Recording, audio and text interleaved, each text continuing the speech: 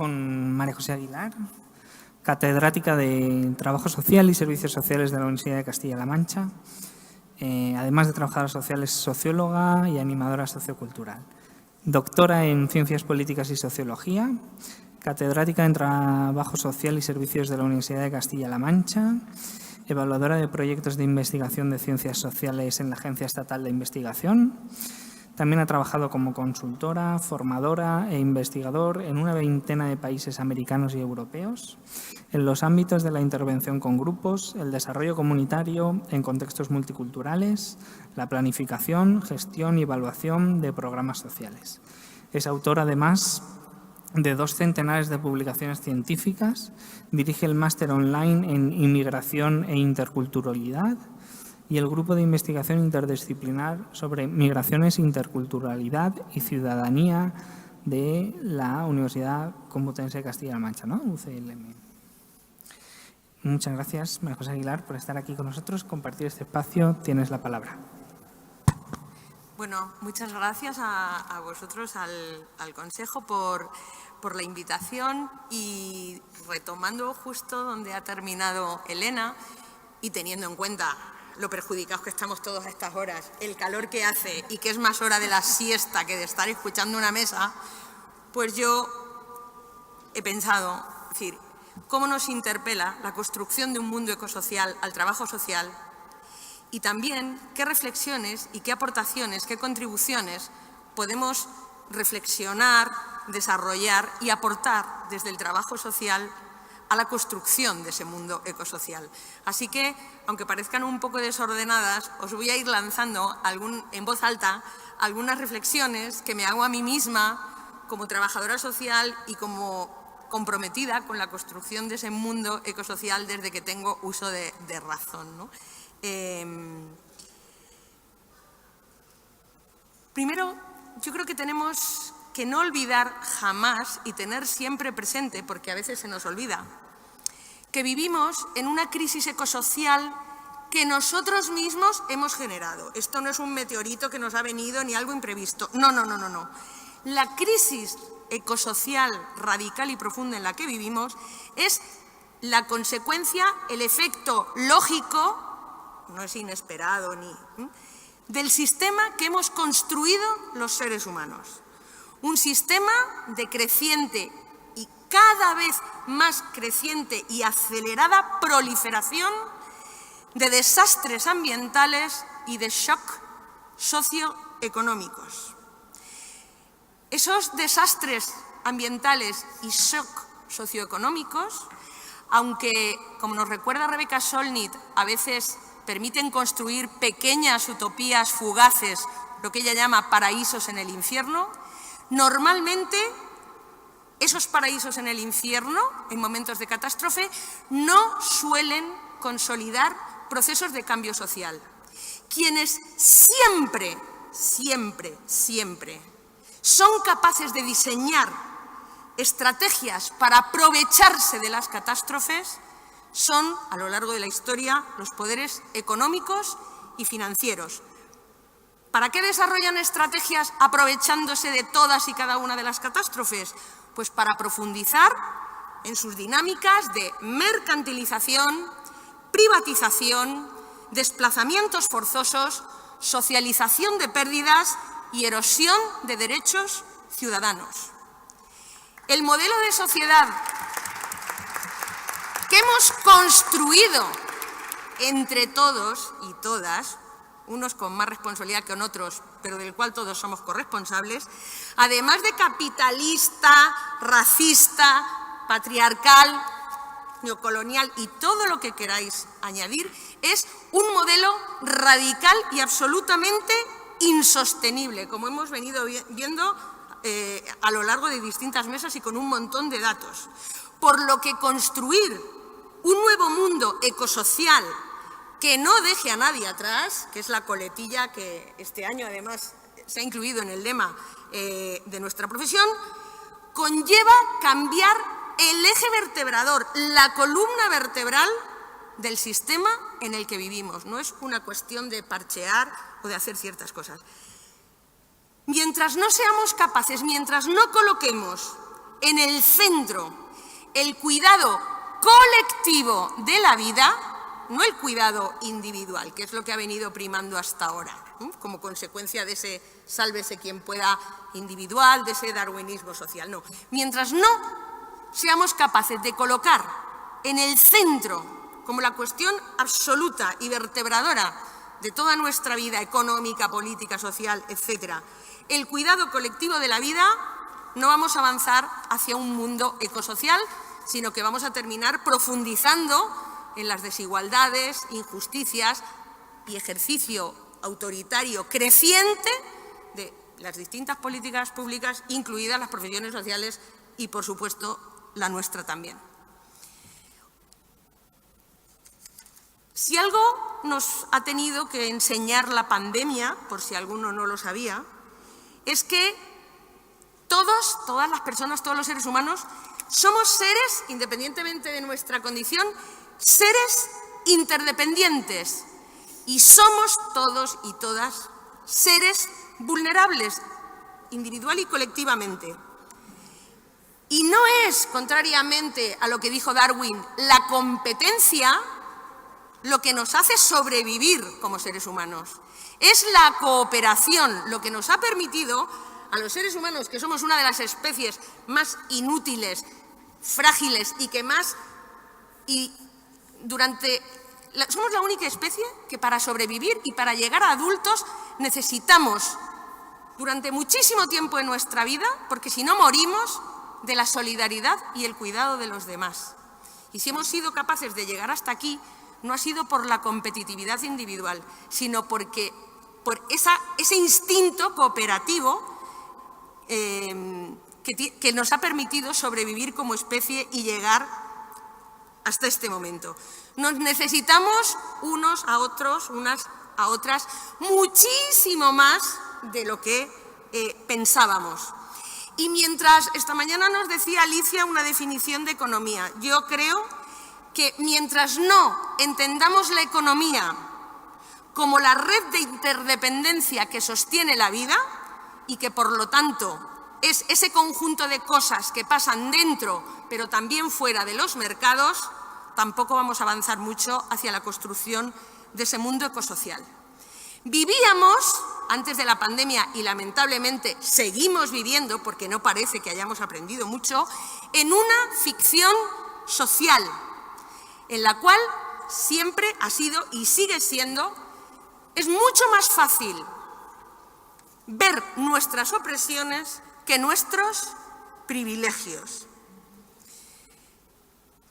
Y eso exige, si queremos modificar y transformar un poco, avanzar hacia un mundo ecosocial, que tenemos que aprender a mirarnos con los ojos de las personas vulnerabilizadas, de las víctimas, y empezar a dejar de mirarnos como nos venimos mirando hasta ahora, con los ojos del triunfador, esa mezcla de prepotencia, soberbia y orgullo que desprecia e ignora todo lo que nos limita.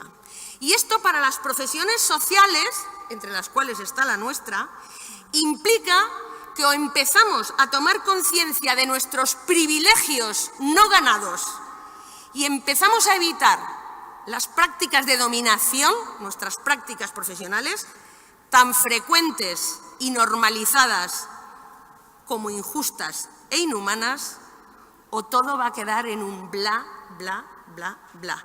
Y lo que tiene efectos no es lo que decimos, sino lo que hacemos.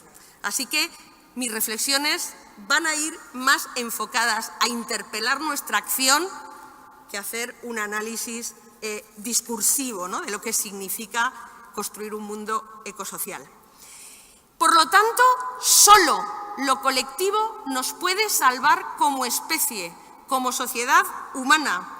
Solo lo común y el cuidado mutuo, como eje vertebrador del sistema, es lo que tiene que guiar todas nuestras decisiones y todas nuestras acciones, porque solo lo común y solo el cuidado mutuo, colectivo, insisto, nos puede salvar de la derrota a la que vamos abocados.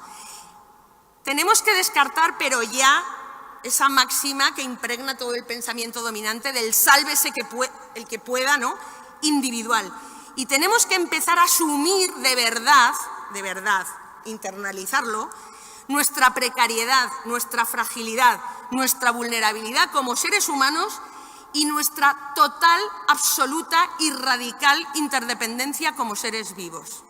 Porque si no, lo de construir un mundo ecosocial, insisto, se queda en pura palabrería, es decir, efectos semánticos, pero nunca consecuencias concretas.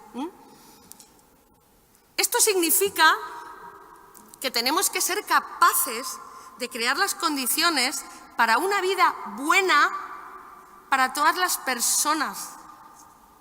No basta con sobrevivir, con no morirse. O somos capaces de generar, de construir unas condiciones para que todos y todas vivamos una vida buena, es decir, digna, vivible, o no hay construcción de mundo ecosocial posible. ¿Qué significa una vida buena? Pues poder vivir de una manera autónoma, solidaria, gozosa e interdependiente. Y esta vida solidaria, autónoma, gozosa e interdependiente solo puede desarrollarse en un mundo que sea habitable, sostenible y justo. En un mundo insostenible, inhabitable e injusto es imposible vivir una vida buena, una vida digna, una vida vivible. Y esto significa, que ha sido dicho a lo largo de estos días, que tenemos que regirnos no solo en las prácticas profesionales, sino en la vida, las políticas públicas y en la sociedad en general, por una ética del cuidado que va mucho más allá de la simple satisfacción de necesidades materiales. Porque las cosas más importantes de la vida, si me permitís el juego de palabras, las cosas más importantes no son cosas, son vínculos, son emociones, son relaciones, son afectos. Así que el único antídoto del que disponemos para eliminar el neoliberalismo o el ordoliberalismo iliberal, como lo queráis llamar, es construir lo que Joan Tronto llama de manera tan bonita una democracia cuidadora, es decir, una democracia capaz de identificar las necesidades de todas las personas, sin excepción,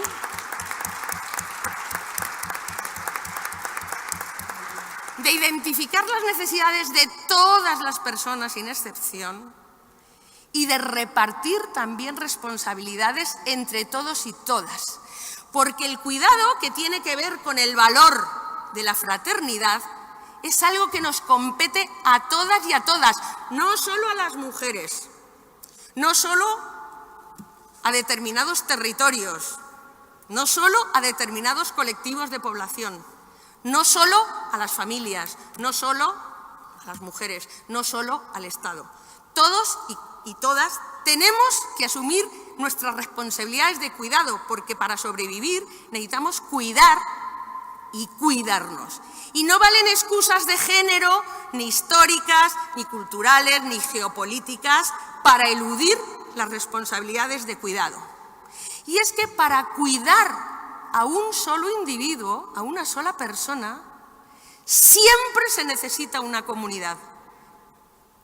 Un individuo, una persona, un ser humano, no puede ser cuidado si no hay una comunidad. Por eso es preciso desplegar redes de cuidado, entendido el cuidado como proximidad, para que sea imposible la soledad no deseada, pero que eso no signifique la falta de respeto hacia los deseos y las necesidades ajenas, que a veces imponemos, y no tenemos en cuenta, supuestamente por un bien mayor, cuáles son los deseos y las necesidades genuinas de todas y cada una de las personas. La comunidad, algo ha dicho Elena, es un ecosistema, yo diría, es el ecosistema donde es posible desplegar, o donde es más fácil, más factible, desplegar esas redes de cuidado. redes de solidaridad primaria basadas en vínculos de reciprocidad, pero que también son responsabilidad de la solidaridad organizada, es decir, de la iniciativa común y de las políticas públicas. Porque el cuidado solo es posible a través de una articulación entre lo común, lo comunitario y lo público, que muchas veces la articulación público-privado, no. Poner el cuidado en el centro implica articular lo comunitario, lo común y lo público, porque solo en ecosistemas comunitarios se pueden desplegar, insisto, esas redes de cuidado. La comunidad en trabajo social, lamentablemente, analizando la bibliografía y cómo nos hemos socializado, muchas de las que estamos aquí, la hemos entendido siempre como un objeto de intervención profesional. La comunidad nunca es un objeto, la comunidad es un sujeto. Y mientras sigamos pensando como trabajadoras sociales en que la acción comunitaria es ir a esa comunidad como objeto para hacer esto, lo otro, empoderar, proporcionar, no vamos a construir un mundo ecosocial. La comunidad es un ecosistema y es un sujeto colectivo. Y os lanzo la primera pregunta. Como trabajadoras sociales, ¿estamos siendo parte de ese ecosistema? ¿Estamos fuera? ¿Dónde estamos? ¿Y cómo nos situamos en ese ecosistema? ¿Cuál es nuestro papel? ¿A quién servimos? ¿Al servicio de quién estamos? Porque con frecuencia nos empecinamos en cambiar al otro, pero luego no modificamos ni siquiera nuestros propios ambientes percibidos. No modificamos nuestros ambientes percibidos, pero nos obcecamos en cambiarlos de la comunidad, a veces encubriendo nuestras prácticas consciente o inconscientemente bajo aparentes prácticas o discursivas que llamamos participativas. Tenemos que ser capaces como profesionales de transitar de una relación ego-lógica, centrada en nosotros como profesionales, a una relación ecológica. Es decir, creo que nos lo recordaba Amaya y Tuarte el primer día. La relación no es solamente establecer interacción entre las personas con las que trabajamos y el trabajador o la trabajadora social. O somos capaces de establecer relaciones radicalmente dialógicas, crítico-transformadoras, o nuestra práctica profesional va a seguir siendo profundamente egológica en lugar de ecológica. El ecosistema comunitario es a la vez un campo interaccional y un campo convivencial.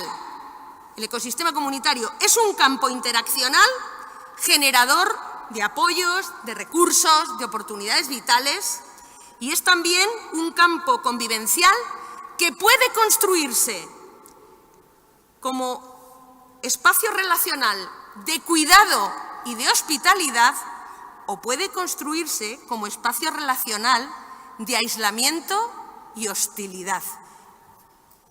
Y nosotros tenemos que ser muy conscientes de qué tipo de espacio relacional estamos construyendo. Si nuestra práctica contribuye a crear ese espacio convivencial de cuidado y de hospitalidad, o de aislamiento y hostilidad. Y esto exige realizar un trabajo social desde la comunidad, no para la comunidad ni en la comunidad, que es un poco en lo que nos hemos formado. Y ojo, no confundamos trabajo comunitario con trabajar fuera del despacho o con trabajar con varias personas en lugar de con una sola, porque se puede hacer trabajo desde la comunidad con una persona en un despacho y se puede no hacer trabajo comunitario aunque estés en una plaza haciendo una actividad con un grupo. Lo que distingue que un trabajo social se haga desde la comunidad o no, no es ni el lugar físico ni el número de personas, sino la mirada, el enfoque y, sobre todo, significa tenemos que tomar conciencia de que todos nosotros como profesionales somos a la vez, simultáneamente, objetos y sujetos de poder, a la vez, siempre. Somos objetos de poder cuando somos nosotros los que soportamos o nos sentimos oprimidos por quienes ejercen el poder sobre nosotros. Pero nosotros también somos sujetos de poder cuando somos quienes lo ejercemos. Y trabajar desde la comunidad, para empezar, exige una reflexión desde el poder, de ser sujetos y objetos de poder, desde dónde estamos, al servicio de quién estamos y a qué intereses servimos. Porque siempre en nuestra práctica profesional nos movemos siempre en un campo de poder y de resistencia frente al poder. Donde hay poder, siempre hay resistencia, nos decía Freire. Así que solo si somos capaces de empezar a abandonar nuestras prácticas de trabajo social autoritario, vamos a hablar las cosas por su nombre y dejarnos de eufemismos, paternalistas y funcionales al poder y a este orden social que ha generado la crisis ecosocial que vivimos, podremos llegar a transformar verdaderamente algo. Solo si somos capaces de implementar otro estilo de práctica profesional. Ojo, que trabajar desde la comunidad y poner en valor lo común, etcétera, no tiene que servir, como lamentablemente ha venido sirviendo a lo largo de estas crisis más recientes que hemos vivido. Tenemos que evitar, dicho en otras palabras, tenemos que evitar la tentación de que este discurso o este planteamiento de retomar lo comunitario y trabajar desde la comunidad, etcétera, etcétera, sirva para lo que ha venido sirviendo hasta ahora, que es para cargar sobre las familias y las comunidades, que es lo mismo que decir sobre las mujeres, las tareas de cuidado. Porque en todas las crisis que hemos venido viviendo en las últimas décadas, esas crisis solo han servido para intensificar tres procesos, que son los de refamiliarización, remercantilización y refeminización de los cuidados, con la ilusión de responsabilidades por parte de los poderes públicos. Y otra tentación que debemos evitar es el empleo, como ha venido ocurriendo, del discurso participativo o pseudo-participativo para legitimar procesos de privatización y de precarización de los servicios públicos en general y de los servicios sociales en particular. Necesitamos… Voy a aprovechar para beber agua, estoy terminando. Necesitamos ser humildes y aprender de la comunidad. Nos recordaba Elena una cosa que a mí me ha traído a la cabeza una declaración que leí de Edgar Morin durante la pandemia. Él decía que enfrentamos no sé si lo decía con estas palabras, pero bueno, yo lo interpreto así. Enfrentamos un dilema entre solidaridad o derrota. No hay otra bifurcación, otras alternativas posibles. Y él decía, habremos aprendido algo si sabemos redescubrir y cultivar los auténticos valores de la vida. El amor, la amistad, la fraternidad, la solidaridad. Valores que conocemos desde siempre y que siempre terminamos por olvidar. Por eso yo creo que es hora de sustituir el manipulable concepto de libertad individual por el de autonomía relacional como eje vertebrador de la vida social. Pero ojo, y os lanzo de nuevo otra pregunta que me lanzo a mí misma. ¿Cómo vamos a ser capaces de cambiar a los demás si no somos capaces de cambiar nosotros mismos? Porque estamos entre colegas y vamos a hablar claro. A veces, no siempre todas las trabajadoras sociales, pero en fin, nos solemos posicionar como colectivo profesional siempre denunciando y frente a las injusticias globales. Pero luego solemos silenciar las injusticias y desigualdades que producen los sistemas de protección de los que formamos parte y a los que a veces contribuimos desde nuestra práctica profesional. Así que, como trabajadores sociales, yo creo que solo tenemos dos caminos y tenemos que elegir un camino, porque quedarnos quietos y no elegir es ser cómplices del statu quo, de lo existente, no es ser equidistante. La indiferencia siempre es cómplice de lo que existe. Insisto, tenemos dos caminos si queremos o avanzar hacia la solidaridad o avanzar hacia el abismo de la derrota. Y esos dos caminos son o la impotencia aprendida que nos enjaula o la resistencia que nos libera. Y resistir no es otra cosa que ver más allá de lo que quieren que veamos. Es adquirir una visión profunda y auténtica de lo que es la realidad, el saber y nosotros mismos. Es tener una visión de lo que todavía está por hacer, una visión de lo que podría llegar a ser. Esto implica tejer, como nos han dicho, redes de apoyo y de resistencia que solo son posibles desde metodologías constructivas, colectivas, participativas y capaces de generar y de gestionar la energía comunitaria que nos permita sacar el máximo partido a la incertidumbre de la que nos hablaba Pedro Celi Méndiz. Tenemos que ser capaces de cuidar, pero no de cualquier manera, porque los medios tienen que ser coherentes con los fines. Tenemos que cuidar de manera cuidadosa, no vale cualquier tipo de cuidado. Un cuidado solo es genuino si cuidamos de manera cuidadosa. Cuidar a las personas con las que trabajamos, pero también cuidar los equipos con los que trabajamos y que a veces descuidamos. Tenemos una cosa de boquita para afuera y luego en casa del herrero, cuchara de palo. Vosotros me entendéis, ¿no? Tenemos que cuidar de manera cuidadosa y tenemos que despatriarcalizar el mundo. Tenemos que ser capaces de, con un brazo, abrazar la utopía y con el otro abrazar las urgencias. Porque solo de ese abrazo entre la utopía y las urgencias podemos desarrollar y hacer política concreta.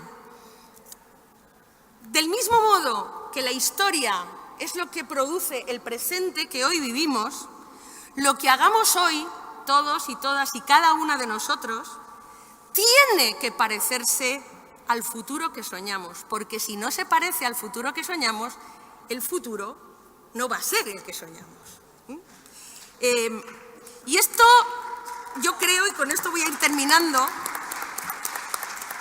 que desde la humilde reflexión del trabajo social, no se trata de que lideremos nada como trabajadoras sociales, se trata de acompañar, de facilitar, de apoyar, de crear condiciones para la autoestima, de disponer de espacios, de estructuras y de competencias profesionales que nos lleven a eso, para que las personas se empoderen realmente, porque nadie empodera a otro. Eso llevo desde que oía de la cortina, es que nuestra función es empoderar. Perdona usted, a mí no me empodera nadie, o yo soy capaz de empoderarme con o sin apoyos, porque además para que alguien se empodere, alguien tiene que desempoderarse.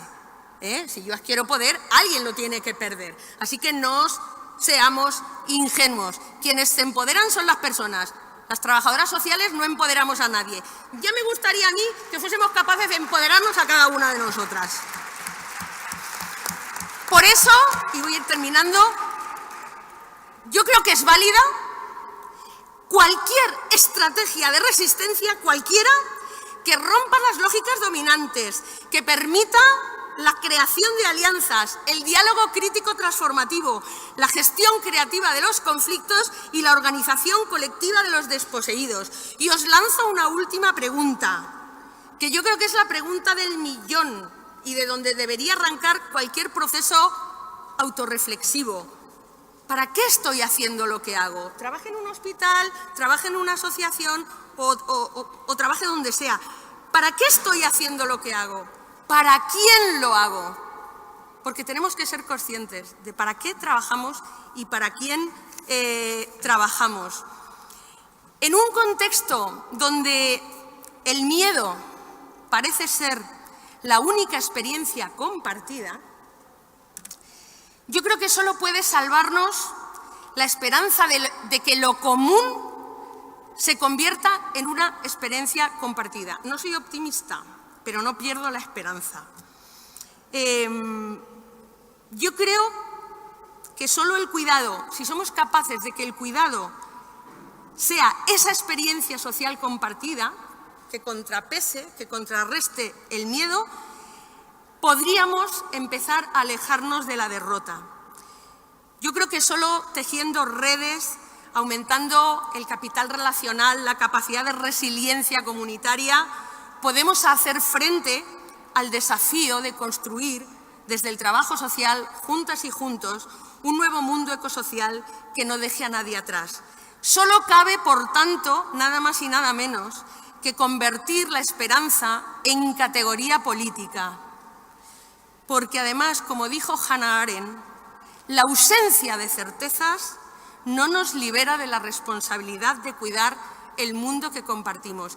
Que no estemos seguros ni tengamos muchas certezas no debe hacer que justifiquemos o que eludamos nuestra responsabilidad, a veces pequeña, a veces grande, en cuidar ese mundo que compartimos. Muchas gracias.